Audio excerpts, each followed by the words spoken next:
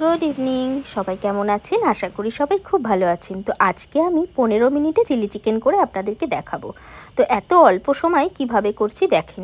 তো এতে আমি আদা, পেঁয়াজ, রসুনের পেস্ট দিয়ে দিয়েছি, আর একটু হালকা স্বাদ মতো লবণ, হলুদ দিয়ে একটু মিট মশলা দিয়েছি, আর দিয়েছি কর্নফ্লাওয়ার। তো চিকেনটাকে ম্যারিনেট করে রাখতে হবে খানিকক্ষণ। তারপরে কড়াইতে বা তাওয়াতে সাদা তেল দিয়ে একে একে চিকেনগুলো আমরা ভেজে নেব। তো যখন আমরা চিকেনগুলো ভাজবো সেই সময় কিন্তু একটু তেল বেশি করেই দিতে হবে। তারপর আমরা তেলটা 90% নামিয়ে রেখে দেবো। 10% তেলে কিভাবে রান্না করি আপনারা দেখেন। তো খুবই অল্প সময়ে আমার চিকেন পকোড়াগুলো ভাজা হয়ে গেছিলো। আমি এবার নামিয়ে নিয়েছি। তো এরপর দেখেন কড়াইতে সামান্য তেল দিয়ে দিচ্ছি একটা পেঁয়াজ, আর হাফ মতো কেটে রাখা ক্যাপসিকাম, 4খানা কাঁচা লঙ্কা। তো এরপরে দিচ্ছি পেঁয়াজ, আদা, রসুনের পেস্ট।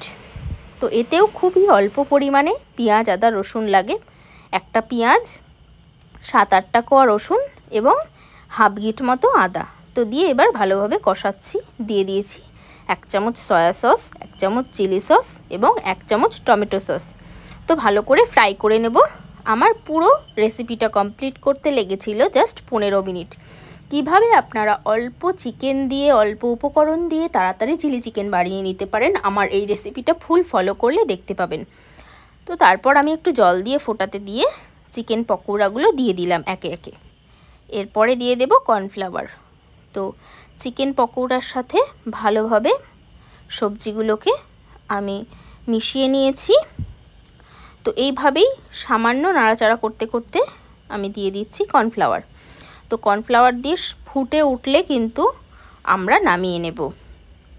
তো রেসিপিটা আপনারা বাড়িতে ট্রাই করে আমাকে অবশ্যই কমেন্ট করতে ভুলবেন না।